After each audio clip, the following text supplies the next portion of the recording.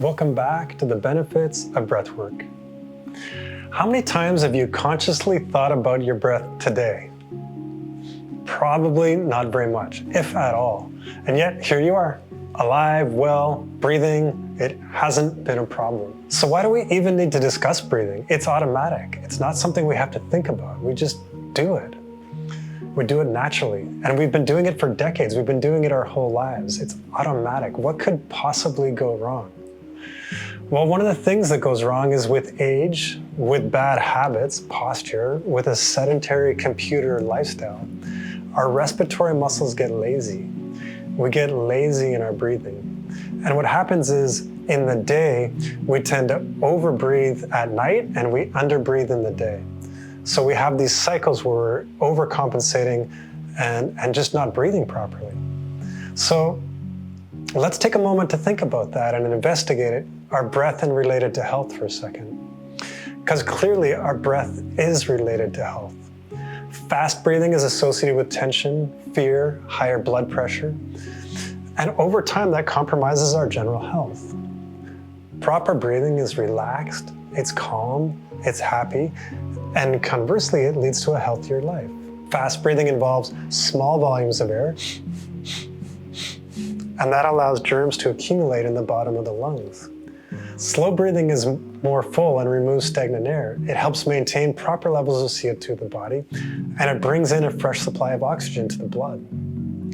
So in the research I've looked at, most people now breathe in and out about 1/8 their capacity. So a full inhale and a full exhale, when we breathe in, is 1/8 to what we could be doing. So if we take a full inhale and then we have a full exhale, we could increase our oxygen intake by up to 8 times. So if that's true, if we can take in more oxygen per breath, why don't we do that quickly? Why don't we take full breaths but very quickly?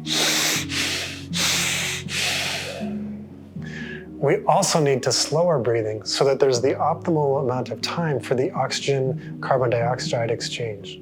So deep breathing allows for the maximum intake of oxygen, and slow breathing allows for the optimum exchange of oxygen. Let's look at another example.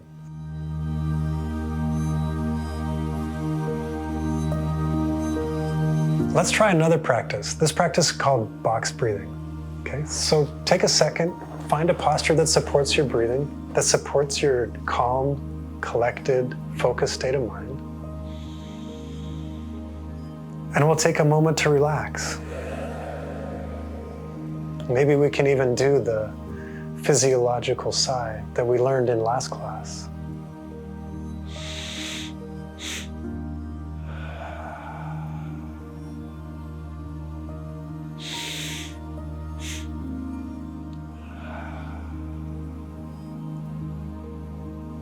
Start to notice how long the inhale is and how long the exhale is.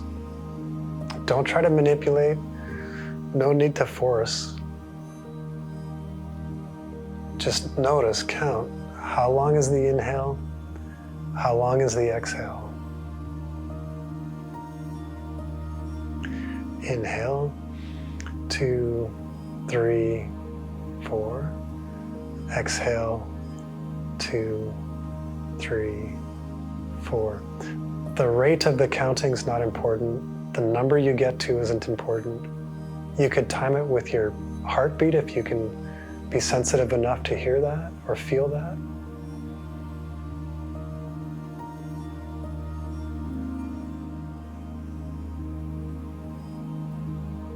And now notice that there's a pause between the inhale and the exhale, and between the exhale and the inhale.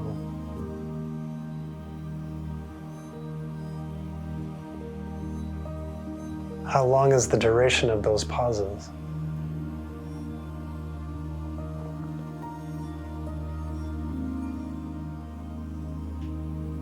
Now what we're going to try to do is even out the inhale and the exhale so that they're the same length. So if the inhale count is 4, try to match the exhale to a count of 4. Smooth and relaxed.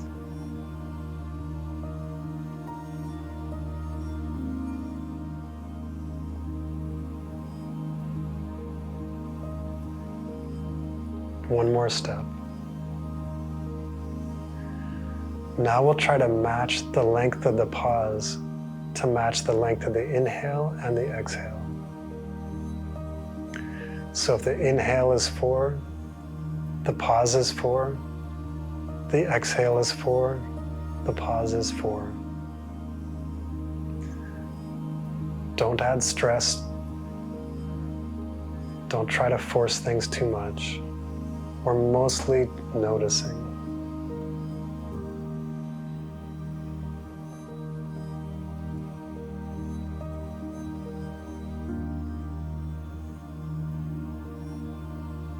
Three more breaths.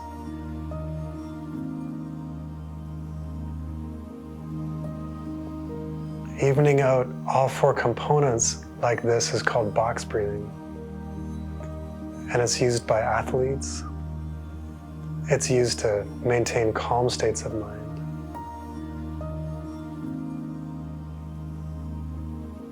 And while doing this, try to remain happy, relaxed, present in the present.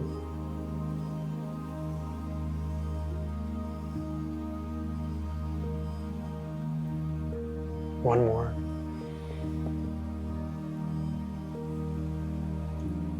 Nice, and relax. This is another simple to do and effective means of manipulating our mind through the manipulation of the body. It's an effective technique and building block for more in-depth practices that will come. So let's do a quick review. So far, we've learned 3 techniques. First, we learned how to become present with the breath by placing our hands on our diaphragm and our chest. And this allows us an easy access to be present in the present and to build some emotional resilience to stress. We learned the physiological sigh, a double inhale and extended exhale, which we can use very quickly as a response to stressful events, like getting cut off in traffic or spilling our coffee. And now we just learned this idea of box breathing, where we inhale, hold, exhale, and hold in a way that's even. So the inhale, the hold, the exhale, and the hold are all of equal lengths, and that's why it's called a box breathing. And this is another basic technique of pranayama, or breath control, which helps us gain calmness and clarity of the mind. In the next video, we'll put together what we've learned and experience a pranayama practice called alternative nostril breathing. In Sanskrit, it's called narishodhana, a way to cleanse the prana, or to cleanse the breath. This practice was described in the Hatha Yoga Pradipika, which is 500 years old, and it's a practice that balances the energy in the body and prepares the mind for focus and deep meditation. So join us for our next video.